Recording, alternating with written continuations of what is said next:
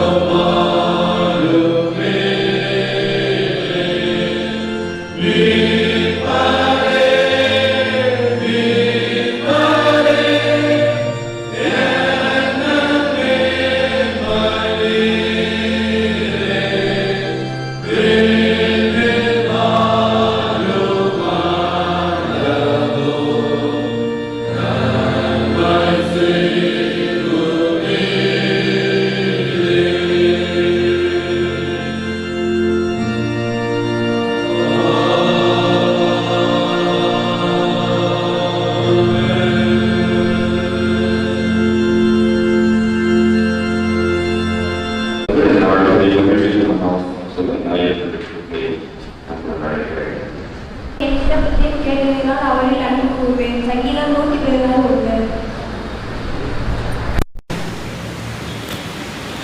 எதற்கு நிலைத்திருத்த கர்த்தர் என் சத்தத்தையும் என் விண்ணப்பத்தையும் கேட்டதினால் அவளின் அன்புகளிலே. சங்கீதம் 116:1. கர்த்தர் என் சத்தத்தையும் என் விண்ணப்பத்தையும் கேட்டதினால் அவரில் அன்பு கூறுகிறேன். சங்கீதம் 116:1. I love the Lord because he had heard my voice and my supplications. Psalms 116:1. கர்த்தர் என் சத்தத்தையும் என் விண்ணப்பத்தையும் கேட்டதினால் அவர் மேல் அன்பு கூறுவேன். சங்கீதம் 116:1. Praise Lord, all joyful manna, persistence in prayer. I love the Lord because he heard my voice and my supplications. Psalms chapter 116:1. Amen. Praise Lord, all joyful manna, topic pestering in prayer. I love the Lord because he hath heard my voice and my supplications. Psalms 116:1. Thank you, glory to God. I love the Lord because he has heard my voice and my supplication. Psalm 116:1. I love the Lord because he has heard my voice and my supplication. Psalm 116:1.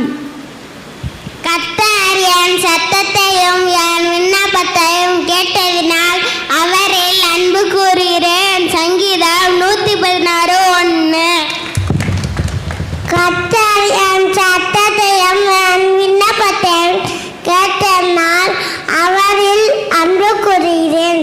சங்கீதம் 116:1. கர்த்தர் என் சத்தத்தையும் என் விண்ணப்பத்தையும் கேட்டதினால் அவரில் அன்பு கூறுவேன். சங்கீதம் 116:1.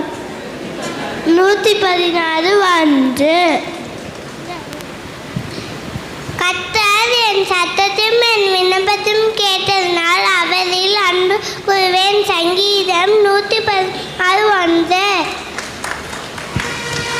கர்த்தர் என் சத்தத்தையும் என் விண்ணப்பத்தையும் கேட்டதினால் அவரில் அன்பு கூறுவேன்.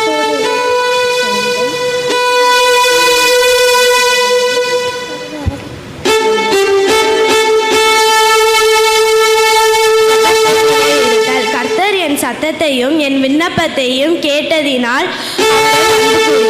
சங்கீதம் 116:1.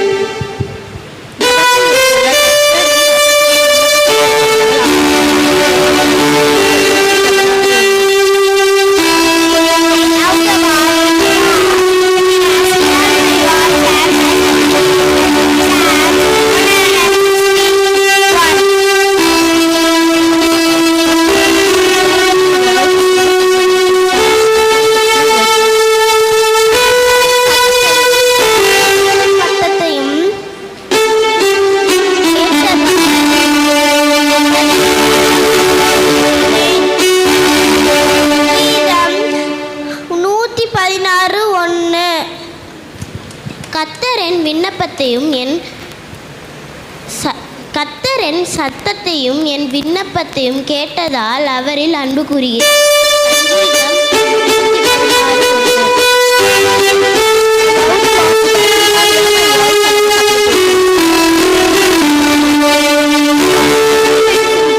I love the Lord because he has heard my voice and my supplication. Psalms 116:1. கர்த்தர் என் சத்தத்தையும் என் விண்ணப்பத்தையும் கேட்டதினால் அவரில் அன்பு கூறுகிறேன். சங்கீதம் 116:1.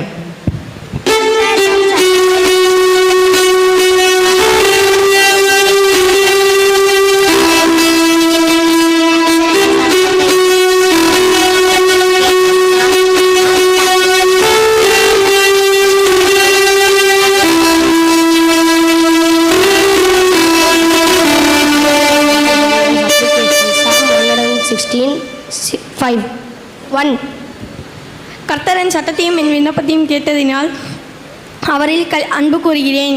சங்கீதம் 116:1. கர்த்தர் என் சத்தத்தையும் என் விண்ணப்பத்தையும் கேட்டதினால் அவரில் அன்பு கூறுகிறேன். சங்கீதம் 116:1.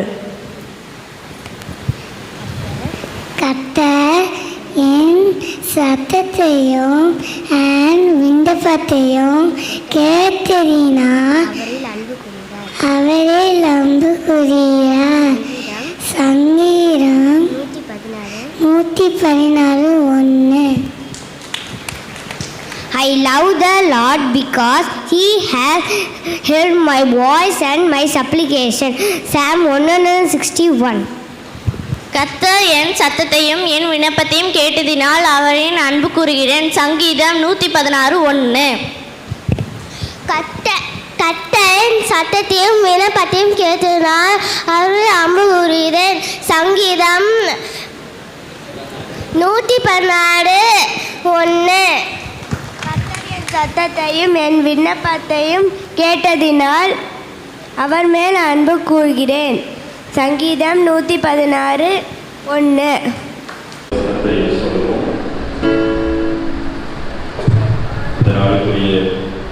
தலைப்பு ஜெபத்தில் நிலைத்திருத்தல்.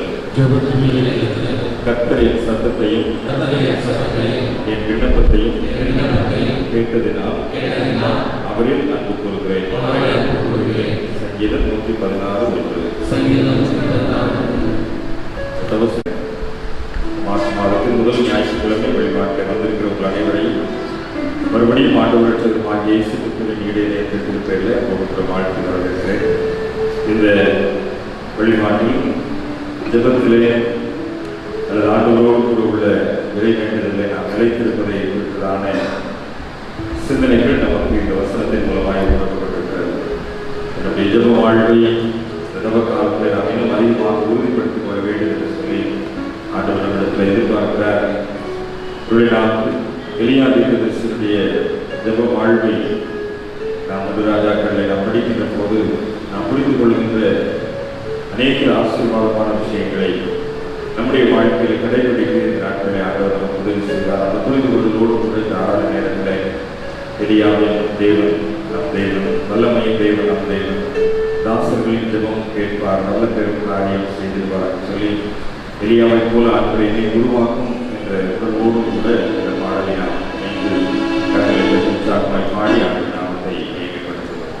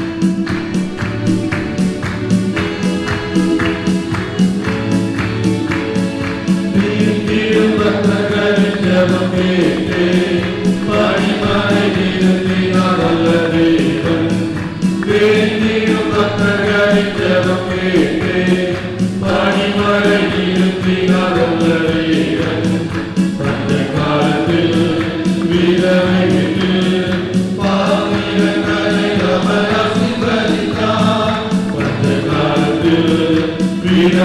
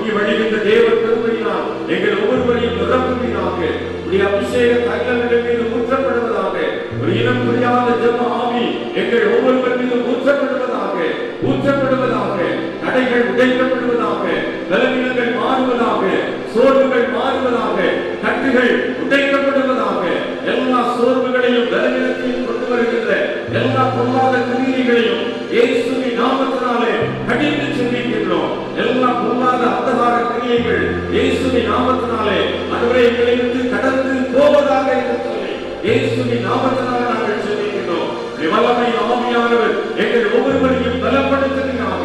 எல்லா சோர்வுகளையும் எல்லா பலவீனங்களையும், எல்லா வியாதிகளையும், ஆண்டவரே இனமில்லாத மன வியாதிகளையும் எல்லாவற்றையும் நீக்குகின்ற வல்லமை ஆவியானவர் இப்பொழுது எங்கள் மத்தியிலே செயல்படும்படியாய் செல்கிறோம். கடந்து வந்து எங்களை அபிஷேகிக்கும்படியாய் செல்கிறோம். மகிமையின் வேகம் எங்களை மூடுகிறதை நாங்கள் உணர்ந்தவர்களாய், மகிமையின் அபிஷேகம் எங்கள் மீது ஊற்றப்படுவதை உணர்ந்தவர்களாய், அதுவே நாங்கள் சந்தோஷப்பட்டு கைகொடுத்ததான கிருபைகளை, அதுவே மகிழ்ந்து ஆர்வலிக்கிறதான கிருபைகளை எங்கள் ஒவ்வொருவருக்கும் தந்த வழி நடத்துகிறாங்க. அதுவே உங்களுடைய கருத்தரைகளை தாழ்த்தி ஒப்புக்கொடுக்கிறோம். வார்த்தைகள் மூலமாய் பலப்படுத்துகின்ற ஆண்டுகள் தொடர்ந்து வார்த்தைகள் மூலமாய் எங்களை ஆற்றல்படுத்தி வழிநடத்துகிறாங்க.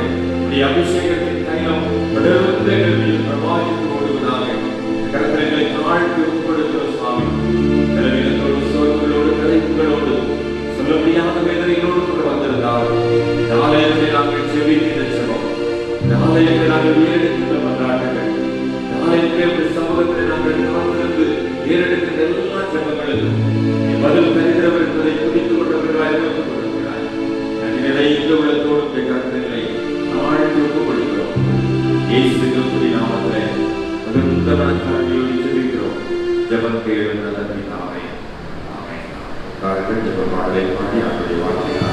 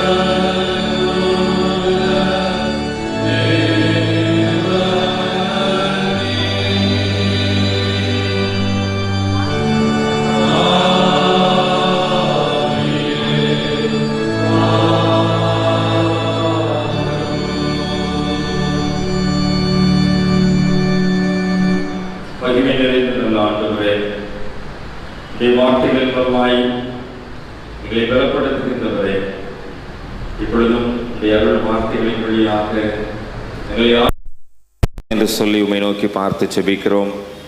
கர்த்தருடைய ஆவியானவர் எங்களோடு கூட இடைப்படுகின்றதை நாங்கள் புரிந்து கொண்டவர்களாய், உம்முடைய திருவசனத்தை கேட்கிறவர்களாய் மாத்திரமல்ல அதன்படி செயல்படுகிறவர்களாயும் இருக்க ஆண்டவர் எங்களுக்கு அருளையும் ஆற்றலையும் தாரும். தொடர்ந்து திவ்ய பிரசன்னம் எங்களோடு இருந்து எங்களை ஆற்றல் படுத்தட்டும். இயேசு ஆண்டவரின் வழியாய் மிகுந்த மனத்தாழ்மையோடு செபிக்கிறோம். ஜெபம் கேளும் நல்ல பிதாவே. ஆமென். கிறிஸ்துவுக்குள் அன்பார்ந்த இறை மக்களே, பிதாவாகிய கடவுளிடமிருந்தும் அவருடைய திருக்குமாரனாம் இயேசு கிறிஸ்துவிடமிருந்தும் வருகின்ற கிருபையும் சமாதானமும் இந்த காலை நேரத்தில் உங்கள் அனைவரையும் ஆளுகை செய்வதாக. இது கர்த்தர் உண்டு பண்ணின நாள், இதிலே களி கூர்ந்து மகிழ்கின்ற கிருபைகளை ஆண்டவர் தந்திருக்கிறார். இந்த நம்பிக்கையோடு கூட இந்த நாளிலும் நாம் சத்திய வார்த்தைகளை கேட்டு அதன்படி செயல்பட ஆண்டவர் நமக்கு துணை செய்வாராக. தபசு காலத்திலே இந்த 3வது ஞாயிற்றுக்கிழமையிலும் ஜெப வாழ்வை குறித்ததான சிந்தனைகளை மேற்கொள்வதற்கு நம்முடைய திருச்சபை நம்மை அழைத்திருக்கின்றது. ஜெபத்திலே நிலைத்திருத்தல் என்கின்ற ஒரு சிந்தனையும், அதே நேரத்தில் ஜெபத்தை விடாமுயற்சியோடு கூட நாம் மேற்கொள்ள வேண்டும் என்கின்ற புரிந்து கொள்ளுதலும் இந்த நாளின் சிந்தனையிலே நமக்கு கொடுக்கப்பட்டிருக்கிறது. அதற்குரிய திருமறை பகுதிகளை நாம் படிக்க கேட்டிருக்கின்றோம். ஜெபத்தை பற்றி பல புரிந்து கொள்ளுதல்கள் நமக்கு உண்டு. ஒரு இன்றைக்கு கூடி வந்திருக்கிற நாம் அனைவருமே ஜெபிக்க தெரியாதவர்கள் அல்ல. நன்கு ஜெபிக்க பழகினவர்கள், ஜெபத்திலே அதிகமாக நேரத்தை செலவிடுவதற்குரிய சூழல்கள் நமக்கு உண்டு. அதே நேரத்தில் ஜெபத்தின் மூலமாக பல நன்மைகளை பெற்றுக்கொண்ட அனுபவங்களும் நமக்கு உண்டு.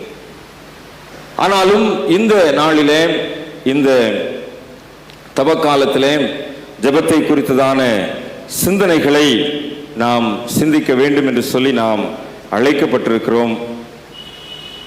இந்த ஜெப வாழ்வை இந்த தவக்காலங்களிலே அதிகமாக நாம் மேற்கொள்வதற்கு திருச்சபையும் நமக்கு வாய்ப்பு கொடுத்திருக்கிறது.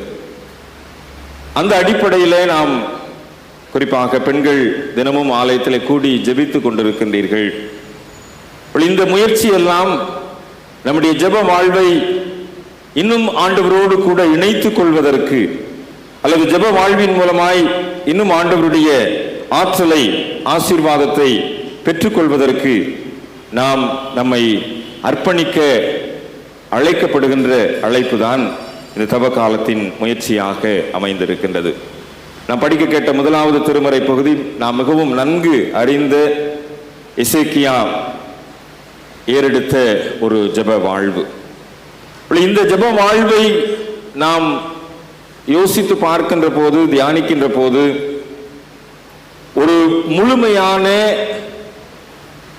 மரணத்திற்கு நேராக ஒப்படைக்கப்பட்ட ஒரு சூழ்நிலை. ஆனால் எசேக்கியாவினுடைய விண்ணப்பம், எசேக்கியாவினுடைய அழுகை நிறைந்த ஜெபம் அந்த மரணத்தின் சூழ்நிலையை மாற்றி அமைக்கின்றது. இந்த ஜெபத்தின் மூலமாய் நாம் புரிந்து கொள்ளக்கூடிய ஒரு விஷயம், கடவுளுடைய முடிவை கூட மாற்றுவதற்கு ஒரு மனிதனுடைய ஜெபம் காரணியாக இருந்தது என்பதை புரிந்து கொள்ள முடிகின்றது. கடவுளுடைய முடிவை, கடவுளுடைய தீர்ப்பை கூட மாற்றி அமைக்கின்ற ஒரு ஜெப வாழ்க்கை எசேக்கியாவினுடைய ஜெபத்தின் மூலமாய் வெளிப்படுகின்றது. ஏசாயா வந்து எசேக்கியாவினிடத்திலே சொல்லுகின்றான், உமது வீட்டு காரியத்தை எல்லாம் ஒழுங்குபடுத்திக்கொள், நீ பிழைக்க மாட்டாய், மரித்து போவாய் என்று சொல்லி இந்த வார்த்தைகளை கேட்டவுடனே சுவர் பக்கமாய் திரும்பி கர்த்தரை நோக்கி விண்ணப்பம் பண்ணுகின்றான். தன்னுடைய வாழ்வை மன உத்தமமாய் ஆண்டவருடைய பார்வைக்கு நலமானதாக செய்ததையெல்லாம் ஆண்டவரை நினைத்தருளும் என்று சொல்லி ஆண்டவருடைய சமூகத்திலே அவன் மன்றாடுகின்றான். இந்த மன்றாட்டு வாழ்வு மறுக்கப்பட்ட சூழ்நிலையில் இருந்த எசேக்கியாவுக்கு புது வாழ்வை கொடுக்கிறது என்பதுதான் இந்த பகுதி நமக்கு கற்றுக் கொடுக்கின்ற விஷயம். அது மாத்திரமல்ல, கடவுள் அவருடைய தீர்ப்பையும், கடவுள் தன்னுடைய முடிவையும் மாற்றுவதற்கு இந்த மனிதனுடைய ஜெபம் ஒரு காரணியாக இருக்கிறதையும் நாம் புரிந்து கொள்கிறோம்.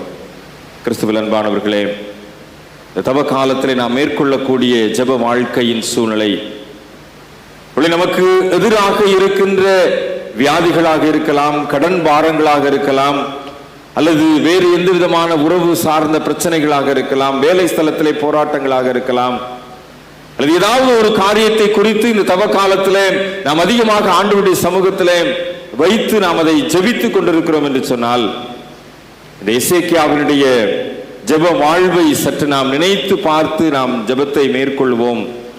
எசேக்கியாவிற்கு அந்த வாழ்வு மறுக்கப்பட்ட சூழ்நிலை, செத்து போவாய், மரித்து போவாய் என்று சொல்லி தீர்க்கதரிசியின் மூலமாக உரைக்கப்பட்ட சூழ்நிலை, அவனுக்கு ஒரு புதிய வரலாற்றை எழுதி கொடுத்த ஆண்டவர், அவனுக்கு ஒரு புதிய வாழ்வை அடையாளப்படுத்தி கொடுத்த ஆண்டவர், இன்னைக்கு நம்முடைய வாழ்க்கையில அதே காரியத்தை செய்வதற்கு வல்லமையுள்ளவராக, நேற்றும் இன்றும் என்றும் மாறாதவராய் நம்மோடு வாழ்ந்து கொண்டிருக்கிற ஆண்டவராய் அவரை நாம் வழிபட வந்திருக்கிறோம் என்பதை புரிந்து கொண்டவர்களாய் இந்த தவ காலத்திலே நம்முடைய ஜெப வாழ்வை மேற்கொள்வதற்கு நாம் அழைக்கப்படுகிறோம்.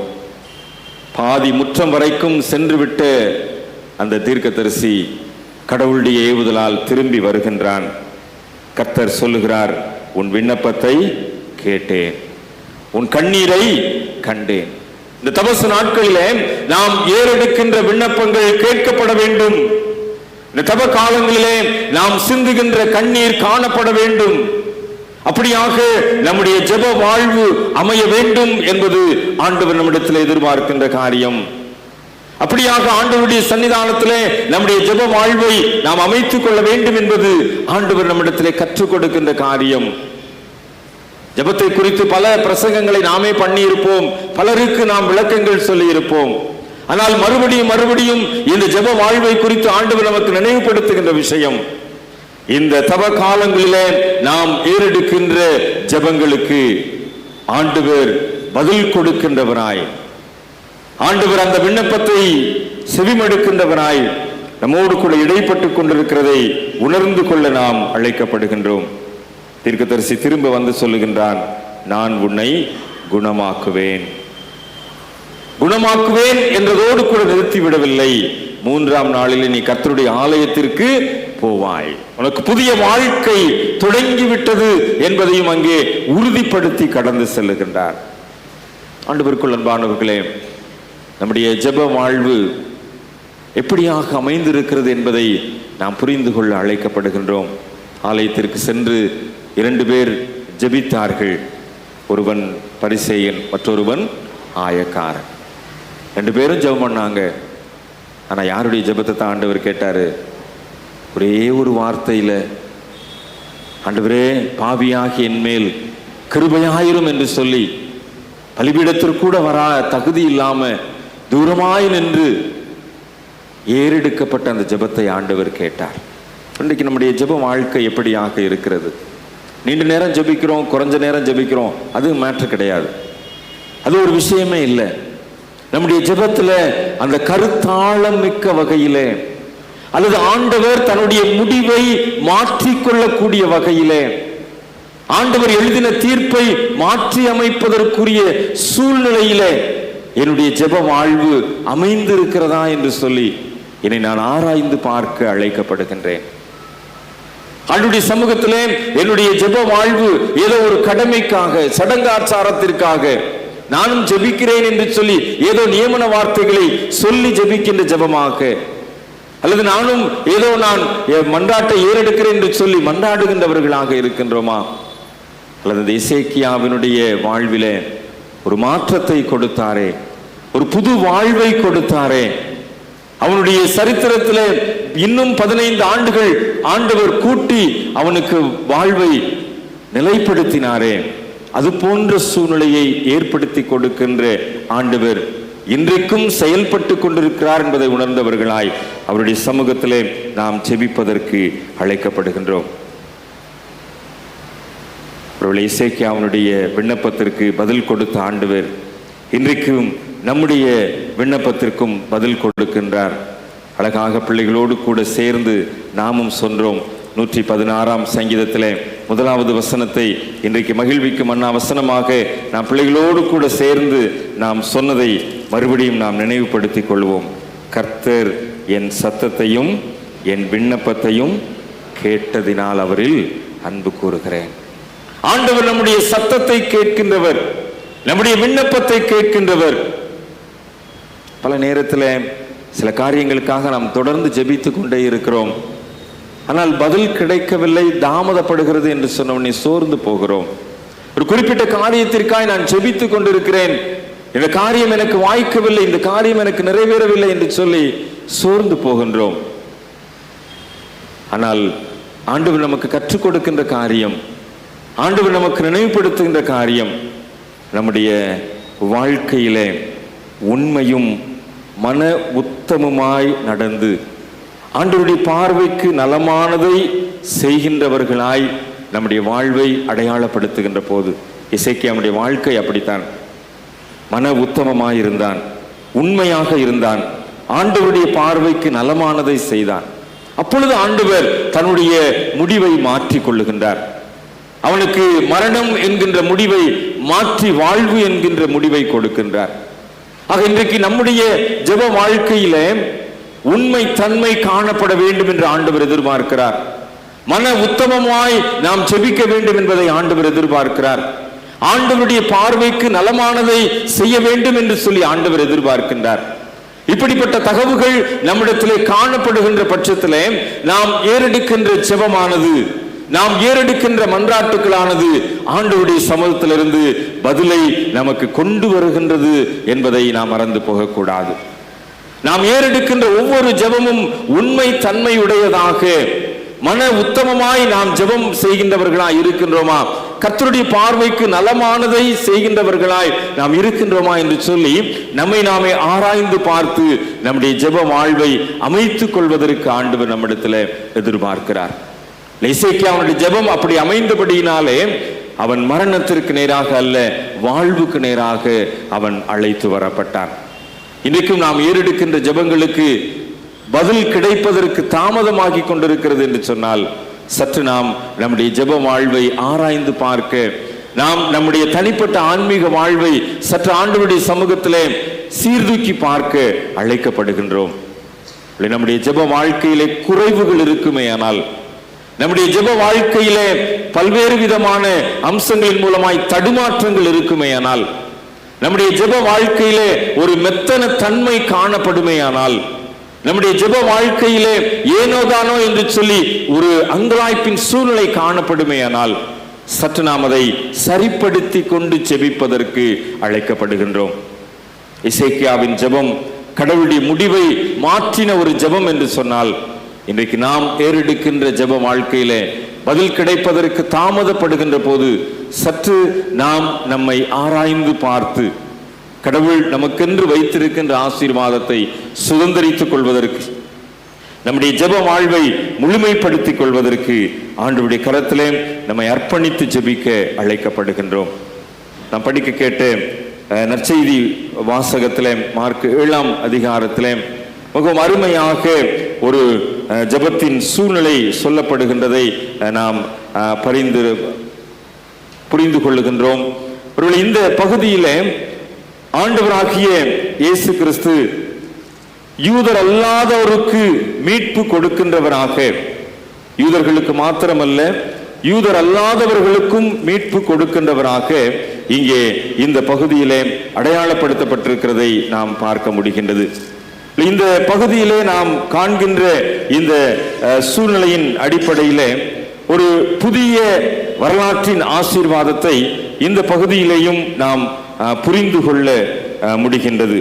தீரு சீதோன் என்கின்ற பட்டணங்களின் எல்லைகளிலே போய் ஒரு வீட்டிற்குள்ளாக பிரவேசித்து அங்கே அவர் என்ன செய்கின்றார், ஒரு அசுத்த ஆவி பிடித்திருந்த ஒரு சிறு பெண்ணின் தாயாகிய ஒரு ஸ்திரீ அவரிடத்தில் வந்து விழுகின்ற போது அந்த கிரேக்க ஸ்திரீனுடைய வேண்டுதலுக்கு ஆண்டவர் அங்கே பதில் கொடுப்பதாக அந்த பகுதியானது நமக்கு சொல்லப்பட்டிருக்கின்றது.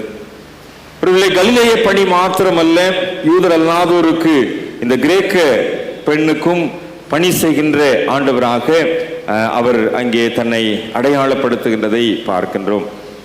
இந்த பகுதியிலே நாம் புரிந்து கொள்ளுகின்றபடி அந்த 26ஆம் வசனத்திலே சொல்லப்பட்டிருக்கிறபடி அந்த கிரேக்க ஸ்திரீ தன் மகளை பிடித்திருந்த பிசாசை துரத்திவிட வேண்டும் என்று அவரை வேண்டிக் கொள்ளுகின்றாள். அந்த இடத்திலே ஒரு சில உரையாடல் நீங்குகின்றது.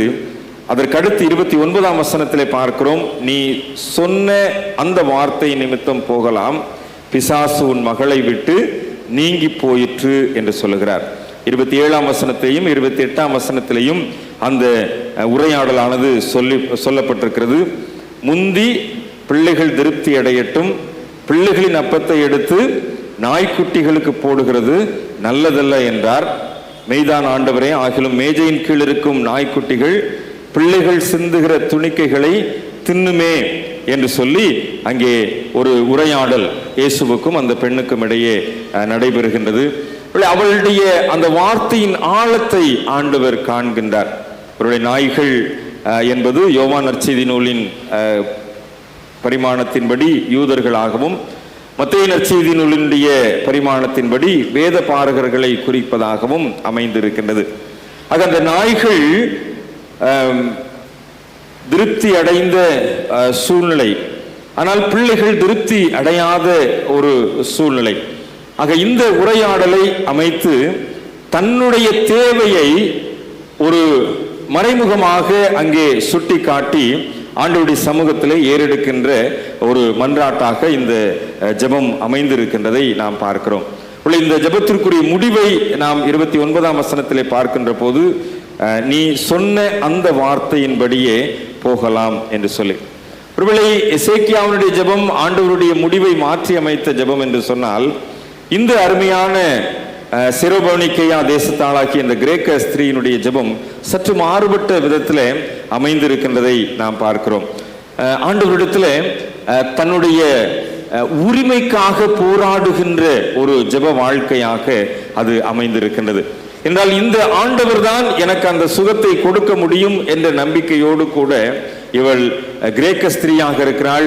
இவர் யூதரை சார்ந்தவராக இருக்கிறார். இந்த கிரேக்கர்களுக்கும் யூதர்களுக்கும் இடைப்பட்ட பிரச்சனை வித்தியாசம்.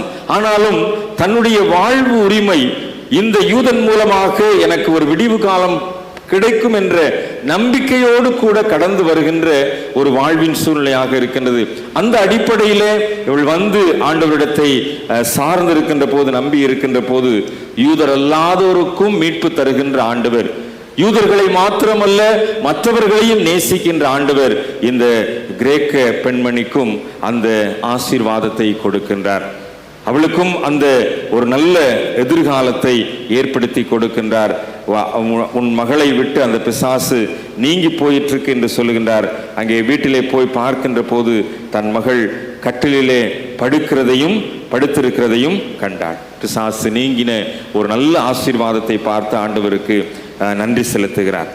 கிறிஸ்துவுக்குள் அன்பானவர்களே, எசேக்கியாவுடைய ஜெபம் ஒரு விதமான ஆண்டவருடைய ஆற்றலை வெளிப்படுத்தினது என்று சொன்னால், இந்த கிரேக்க ஸ்திரீயினுடைய ஜெபம் இன்னொரு விதத்திலே தன்னுடைய உரிமை சார்ந்த வகையிலே, தன்னுடைய எதிர்பார்ப்பு நிறைவேற்ற வேண்டும் என்கின்ற வகையிலே ஆண்டவருடைய சமூகத்திலே ஏறெடுக்கப்படுகின்ற ஜெபமாக அமைந்திருக்கிறது.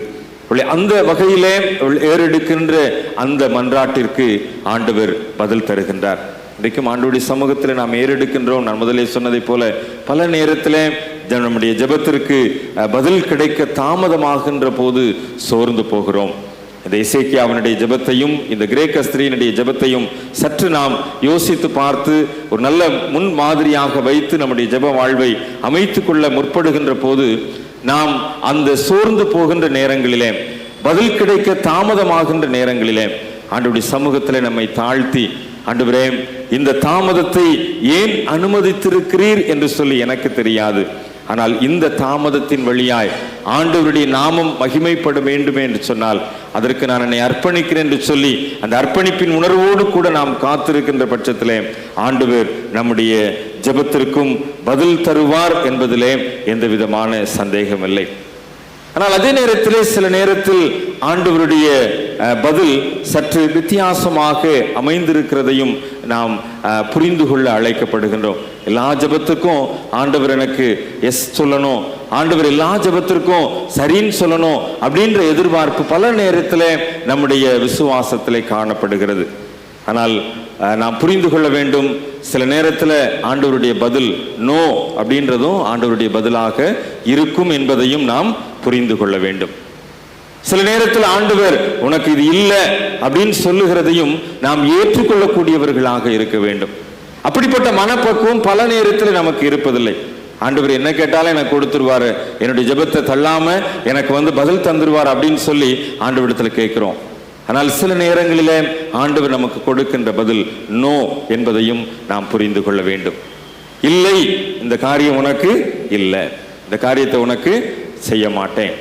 அது ஆண்டவர் நமக்கு அப்படி சில விஷயங்களை நமக்கு கொடுப்பார் என்று சொன்னால் அதையும் நாம் புரிந்து கொண்டு மனத்தாழ்மையோடு ஏற்றுக்கொள்வதற்கு நாம் அழைக்கப்படுகின்றோம். அப்படிப்பட்ட மனப்பக்குவத்தோடு கூட நாம் ஜெபிக்கின்றவர்களாக இருக்கின்ற பட்சத்தில் நிச்சயமாக ஆண்டவர் நம்முடைய ஜெபத்தை ஏற்ற சமயத்திலே பதில் பெற்றுத்தருகின்ற ஜெபமாக அமைத்து கொடுப்பார் என்பதிலே எந்த விதமான சந்தேகம் இல்லை. நீங்கள் நான் நிறைவாக சொல்ல விரும்புகின்ற காரியம், நமக்கு பலருடைய ஜெப வாழ்க்கையை நாம் ரோல் மாடலாக எடுத்தாலும் நமக்கு இருக்கிற ஒரே ரோல் மாடல் ஆண்டவராகிய இயேசு கிறிஸ்துவினுடைய ஜெபம் மாத்திரமே. அதிகாலையில் ஜெபம் பண்ணார், வனாந்திரத்தில் தனித்திருந்து ஜெபம் பண்ணார். சீடர்கள் எல்லாம் ஒரு பக்கமாக விட்டுட்டு இவர் மாத்திரம் போய் ஜெபம் பண்ணார். இப்படி சொல்லி ஆண்டவருடைய ஜெப வாழ்க்கையை நாம் பல இடங்களில் நற்செய்தி பகுதியில் படித்து பார்க்கின்ற போது அவருடைய ஜெப வாழ்க்கையிலிருந்து கற்றுக்கொள்ளுகின்ற ஆழமான மறை உண்மைகள் நம்முடைய ஜெப வாழ்வுக்கு கிரியா ஊக்கிகளாக அமையும் என்பதிலே சந்தேகமில்லை. ஒரே ஒரு ஜெபத்தை மாத்திரம் நான் குறிப்பிடுகின்றேன். மார்க் 14ஆம் அதிகாரத்தில் ஆண்டவர் ஏறெடுத்த ஒரு ஜெப வாழ்க்கை மாத்திரம் நான் சொல்லி முடிக்கிறேன். மார்க் 14ஆம் அதிகாரம் 38ஆம் வசனம் பாருங்கள். சோதனைக்கு உட்படாதபடிக்கு விழித்திருந்து ஜெபம் பண்ணுங்கள். ஆவி உற்சாகம் உள்ளதுதான், மாம்சமோ பலவீனம் உள்ளது என்றார். இதிலிருந்து காலத்தில் இந்த வார்த்தை நம்மை பலப்படுத்துகின்ற ஒரு வார்த்தையாக கடந்து வரட்டும். இது இயேசுனுடைய சிலுவை பாடுகளை நெருங்கி இருக்கிற நாட்களில் நடந்த ஒரு சம்பவம் என்பதை நாம் அறிந்திருக்கின்றோம். சீடர்களோடு கூட ஜெப வாழ்வை அமைத்துக் கொள்வதற்கு தன்னை அர்ப்பணித்த ஆண்டவர் அவர்களுடைய மாம்ச பலவீனத்து நிமித்தம் அவர்கள் சோர்ந்து போயிருக்கிறதை கண்டு, நீங்கள் சோதனைக்கு உட்படாதபடிக்கு விழித்திருந்து ஜெபம் பண்ணுங்கள் என்று சொல்லி கற்றுக் கொடுக்கின்றார். இன்றைக்கு பல நேரத்தில் நம்முடைய ஜெப வாழ்க்கையிலே விழிப்புணர்வு இல்லாத சூழ்நிலை காணப்படுகின்றதை நாம் புரிந்து கொள்ள அழைக்கப்படுகின்றோம். பல நேரத்தில் நாம் விழித்திருந்து ஜெபிக்காதவர்களாய் நாம் மேலோட்டமாய் வாழ்ந்து கொண்டிருக்கிறோம் என்பதை நான் நினைவுபடுத்த விரும்புகின்றேன். ஒருவேளை இரவு விழிப்பு ஜெபத்தில் நீங்க கலந்து கொண்டு ஜெபிக்கணும் அப்படிங்கிறத நான் இந்த இடத்துல குறிப்பிடலை. நம்முடைய ஜெப வாழ்க்கையில ஒரு விழிப்பு தன்மை, ஒரு அலர்ட்டா இருந்து ஜெபிக்கின்ற ஜெப வாழ்க்கை. அதனாலதான் அந்த வார்த்தையை சொல்லும் போது சொல்றார், சோதனைக்கு உட்படாதபடிக்கு. இன்னைக்கு சோதனைக்காரன் நம்மை சுற்றி கொண்டிருக்கின்றான். சோதனையிலே வீழ்வதற்குரிய பல சந்தர்ப்பங்கள் நமக்கு முன்பதாக வைக்கப்பட்டிருக்கிறது. சோதனையிலே வீழ்ந்து போவதற்குரிய பல்வேறு சூழ்நிலைகள் இந்த உலகம் நமக்கு முன் வைத்திருக்கின்றது. ஆகவேதான் ஆண்டவர் தன்னுடைய சீடர்களுக்கு நிறைவாக கற்றுக் கொடுக்கின்ற போது இதை சொன்னார், சோதனைக்கு உட்படாதபடிக்கு விழித்திருந்து ஜெபம் பண்ணுங்கள். உங்களுடைய மாம்ச பலவீனம் உங்களுடைய விழிப்பு ஜெபத்தை தடை செய்கின்றது. உங்களுடைய மாம்சத்தின் சோர்வுகள் உங்களை விழித்திருந்து ஜெபிக்க கூடாதபடி உங்களை தடை செய்கின்றது. ஒரு ஆவியில அலர்ட்டா ஜெபிக்கணும் அப்படிங்கிறத ஆண்டவர் கற்றுக் கொடுக்கின்றார். அப்படிப்பட்ட ஒரு ஜெப வாழ்க்கையை நாம் இந்த தவ காலத்தில் அமைத்துக் கொள்வதற்கு நாம் பழகிக்கொள்ள நாம் அழைப்பு பெறுகின்றோம். ஆண்டவருடைய சன்னிதானத்தில் நாம் ஜெபிக்கும் போது ஒரு விழிப்புணர்வு நிறைந்த ஒரு ஜெபமாக, அதிகாலையில் ஜெபித்தாலும் சரி, அந்தி சந்தி மத்தியான வேளையில ஜெபித்தாலும் சரி, இரவு படுக்க போவதற்கு முன்பதாக ஜெபித்தாலும் சரி, நம்முடைய ஜெபத்திலே ஒரு விழிப்பு தன்மை காணப்பட வேண்டும் என்பது ஆண்டவர் இந்த இடத்திலே கற்றுக் கொடுக்கின்ற காரியம். என்றால் அன்றைக்கு சோதனைக்காரன் என்று சொல்லி தன்னுடைய அந்த சிலுவையின் பாடுகளை குறித்து ஆண்டவர் குறிப்பிட்டார். இன்றைக்கும் அதே பாடுகள் நிறைந்த சூழ்நிலை நம்மை சுற்றி இருக்கின்றது. நாம் ஜெபிக்க கூடாதபடிக்கு உள்ள சூழ்நிலைகள் நம்மை சுற்றிலும் அரங்கேறி கொண்டிருக்கின்ற காலகட்டத்திலே நாம் விழித்திருந்து ஜெபிக்கின்றவர்களாய் நம்முடைய ஜெப வாழ்வை அமைத்துக் கொள்வதற்கு நாம் அழைக்கப்படுகின்றோம். ஒருவேளை இதை குறித்து இன்னும் ஆழமா நான் சொல்லணும்னு அவசியம் இல்லை. இன்றைக்கு இருக்கின்ற சமயம் சார்ந்த பல்வேறு விதமான நிலைப்பாடுகள் நாம் விழித்திருந்து ஜெபிக்க கூடாதபடி நம்மை தடை செய்யக்கூடியவைகளாய் இருக்கின்றது. நம்முடைய விழிப்பு ஜெபத்தை தடை செய்யக்கூட சூழ்நிலைகள் இன்றைக்கு உருவாகி கொண்டிருக்கிறது. அப்படிப்பட்ட ஒரு காலத்திற்குள்ளாய் நாம் பிரவேசித்திருக்கிறோம். ஆகவே நாம் சோதனைக்கு உட்படாதபடிக்கு நம்முடைய ஜெப வாழ்க்கையிலே ஒரு விழிப்பு தன்மை காணப்பட வேண்டும் என்ற எதிர்பார்ப்போடு கூட நம் ஆண்டவருடைய சமூகத்திலே ஜெபிக்கின்ற பட்சத்திலே நிச்சயமாக ஆண்டவர் நம்முடைய ஜெபத்திற்கு பதில் தருகின்றவராய், நம்முடைய ஜெபத்தை கேட்கின்றவராய், நம்முடைய ஜெபத்திற்கு ஆம் என்றும் ஆமேன் என்றும் பதிலை வெளிப்படுத்துகின்றவராய் இருக்கிறார் என்பதை நாம் புரிந்து கொள்ள அழைக்கப்படுகின்றோம். ஆண்டவர் மறுபடியும் அந்த வார்த்தைகளை சொல்லிட்டு மறுபடியும் அங்க போய் என்ன செய்றாரு, ஜெபம் பண்ணுகின்றார். ஆக திரும்ப திரும்ப திரும்ப ஜெபிப்பதன் மூலமாக, திரும்ப திரும்ப மன்றாட்டுகளை ஏறெடுப்பதன் மூலமாக ஒரு ஆவியிலே விழிப்பு தன்மை ஏற்படுகின்றது. ஒருவேளை அந்த விழிப்பு தன்மை இந்த தபசு காலங்களிலே நமக்கு கிடைக்க வேண்டும் என்கின்ற உந்துதலோடு புரிந்து கொள்ளுதலோடு கூட ஆண்டவருடைய சமூகத்திலே நம்முடைய ஜெப வாழ்வை அமைத்துக் கொள்வதற்கு, குறிப்பாக இந்த தவ காலங்களிலே நாம் ஜெபிக்கின்ற ஜெபத்தை ஒரு விழிப்பு நிறைந்த ஜெபமாக ஏறெடுப்பதற்கு ஆண்டவர் நமக்கு அருள் தரட்டும். அப்படிப்பட்ட ஆற்றல் நிறைந்த ஆண்டவர் நமக்காக மன்றாடுகின்றார் என்கின்ற புரிந்து கொள்ளுதலோடு கூட வாக்கு கடங்காத பெருமூச்சுகளோடு வேண்டுதல் செய்கின்ற ஆவியானவருடைய துணை கொண்டு நம்முடைய ஜெப வாழ்வை அமைத்துக் கொள்வோம். ஆண்டவர் தாமே நம்மை ஆற்றல் படுத்தி வழி நடத்துவாராக. தலைகளை தாழ்த்தி ஆண்டவரை நோக்கி ஜெபம் செய்வோம். அன்பும் இரக்கம் நிறைந்த நல்ல ஆண்டவரே, எசேக்கியா அரசனுடைய ஜெபம் கடவுளுடைய முடிவை மாற்றி அமைக்கக்கூடிய ஆற்றல் நிறைந்ததாக இருந்தது. கிரேக்க பெண்ணுடைய ஜெபம் தன்னுடைய வாழ்வுரிமைக்காக போராடின போது அவளுக்கு அது கிடைக்கப்பட்டது என்ற நம்பிக்கையை கொடுத்து அந்த ஜெபம் நிறைவேறியது. இயேசு ஆண்டவருடைய ஜெபம் ஆண்டவரே ஒரு விழிப்பு தன்மை நிறைந்த ஜெபமாக இருக்கிறதை நாங்கள் புரிந்து கொள்கிறோம். ஆண்டவரே, இன்றைக்கு எங்களுடைய ஜெப வாழ்க்கையில் காணப்படுகின்ற சோர்வுகள், மந்த நிலைமைகள், ஆண்டவரே இவைகளெல்லாம் மாற்றம் பெற்று ஒரு விழிப்பு தன்மையோடு கூட எங்களுக்கு எதிராக இருக்கின்ற சோதனை காரணத்தில் நாங்கள் வீழ்ந்து விடாதபடி நாங்கள் உற்சாகமுள்ள ஆவியோடு ஜெபிக்க எங்களுக்கு பலன் தாரும். தொடர்ந்து உம்முடைய மகிமையின் பிரசன்னம் எங்களை ஆளுகை செய்யட்டும். இயேசு கிறிஸ்துவின் வழியாக ஜெபிக்கிறோம் நல்ல பிதாவே, ஆமென்.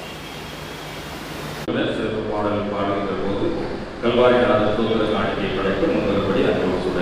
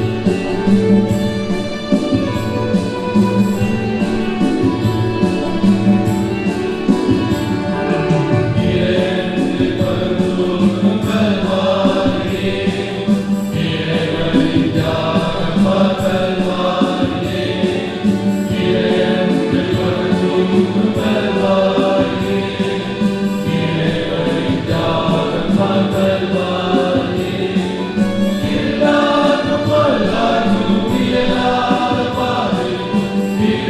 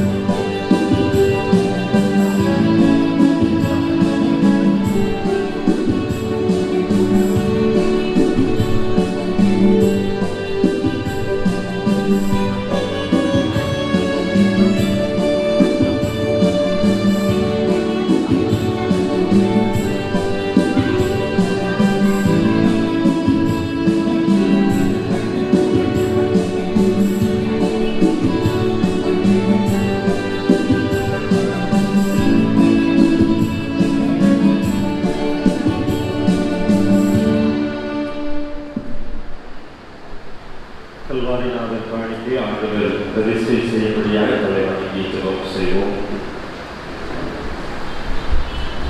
கிருபையின் இரக்கம் நிறைந்த ஆண்டவரே, 2024 ஆண்டிலும் தவக்காலத்திலே நாங்கள் செலுத்துகின்ற கல்வாரிநாதர் தோற்ற காணிக்கை ஆண்டவர் ஆசீர்வதிப்பீராக.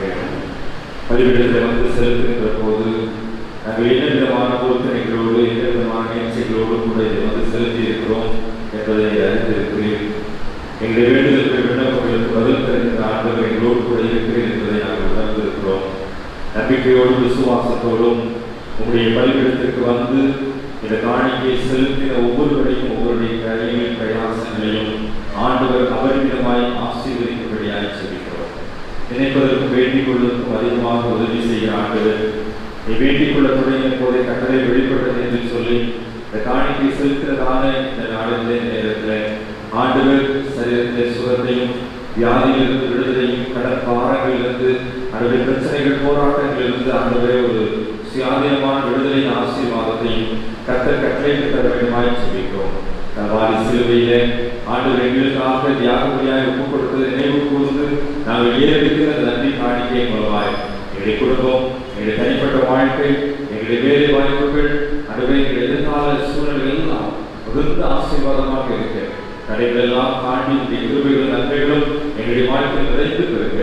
ஆண்டவர் கிருபை செய்யும் இந்த காணிக்கை படைத்த ஒவ்வொருவரையும் அவருடைய குடும்பங்களையும் அவருடைய பிரயாசங்களையும் கர்த்தர் வர்த்திக்கப்படி ஆசீர்வதியும். தொடர்ந்து திருப்பதியை மாற்றி மேலும் இயேசு கிறிஸ்துவின் நாமத்தினாலே இந்த காணிக்கை பிரதிஷ்டை செய்து ஜெபிக்கிறோம்.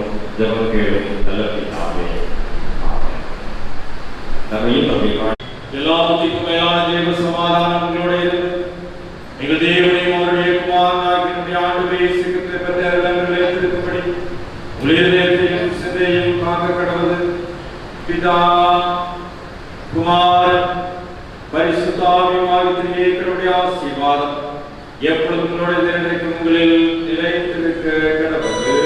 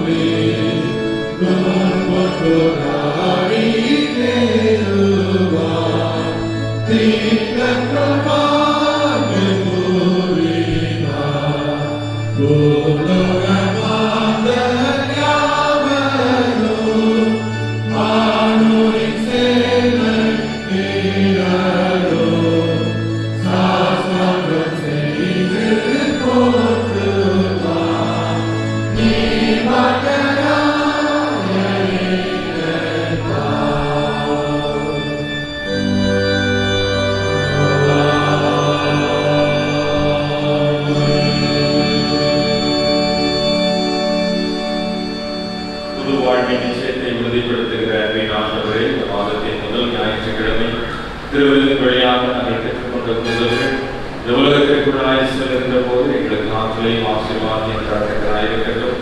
இசைக்கான ஜெபத்தை கேட்ட ஆண்டவர் எங்களுடைய ஜெபத்தையும் கேட்கிறவர் நம்பிக்கையோடு கூட அல்லது புதிதும் ஜீவனமான மார்க்கத்திற்கு நேராக வழிநடத்தப்பட எங்களை பலப்படுத்தும். இயேசு ஆண்டவரை வழியாய் மிகுந்த அர்ப்பணிக்கும் உணர்வோடு வேண்டிக் கொள்கிறோம். ஆமென். ஆமென். ஆத்துமாவே கர்த்தரை ஸ்தோத்திரி.